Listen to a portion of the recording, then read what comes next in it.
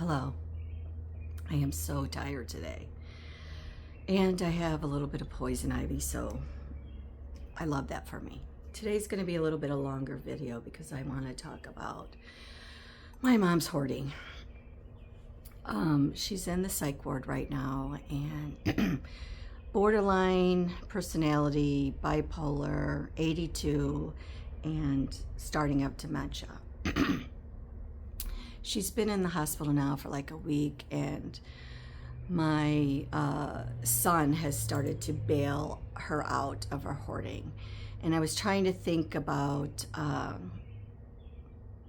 how long it's been since it's been clean, really clean, and it's been 10 years, and that's no joke. And anybody knows anything about hoarding, or maybe watched Hoarders, they just layer up. They do pathways, they layer shit up to high, and it's, I think, a protection thing. They're just trying to build a wall around themselves, I'm pretty sure. When he talked to now she's got social services involved, and they called and they asked about the house, and because they will be coming to visit her. And he said, well, we're trying to clean her out and whatnot, so it has to come back clean. I was thinking about this and about her hoarding part of her, and I remember in like grade school, high school, when my dad was alive, they had moved a few times, but at this time she started to buy like furniture, like high quality furniture. She liked the French Provençal style and some marble, and so like she has really good taste. I mean, it really did look very nice back then, and she was just like caring about how it looked. I think when it kind of turned bad is she had kicked me out of the house when I was in high school. I think my senior year, and that's when she started really buying. Now, when we lived there, my cousin lived there, and then my sister in and out, and then I was there. We were the cleaners. We were the ones that every day you had a chore, every Sunday you had to clean. We kind of kept her in check. Unfortunately, my dad gave her the paycheck and like let her buy what she wanted. That was his own fault on that. But when we left, when everyone was gone, she had a house cleaner.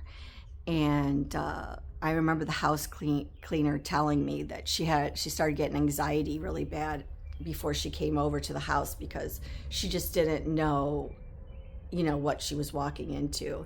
And my mom would she would go to these garage sales and these Goodwill stuff, and she would buy like a pallet of bricks. I remember one time she bought like for a restaurant, it was like enter and exit, and it was the big ones, and it had the cement in the bottom, and there was like a little driveway in the press.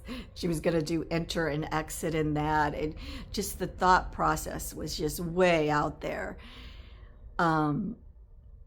So it just became bad, and so my dad would get overwhelmed with it because he was still long haul truck driving at the time, and he, so me and my sister would try to bail her out. So back then we didn't understand how bad her mental illness was, so we would be like, okay, Dad, take Mom, take her to a restaurant up Chicago or something like that, and we would go in there and clean out, and she would just have these meltdowns over it and just flip out.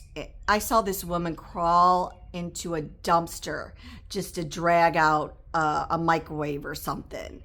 I've seen her just throwing things and a complete fit over her stuff getting thrown away. So there's a lot of trauma there, and so now we're cleaning her out, and that's why I'm so sore today. I filled up my car twice to dump at my dumpsters in my place. My son had filled up half the dumpster over there. This is only 1 bedroom apartment. And I loaded up my car and dropped off at Goodwill, and it still looks like it's a hoarding house. I feel good cleaning it out because I'm like, oh, okay, this will be a fresh start of her. And then today I feel guilty and like, why did I do this to me? You're doing it for someone who's ungrateful. And the anticipation when she gets out of the hospital of the reaction. Even my one of my kids said, does she know? Because while aware of the rage that might come from this. Yeah.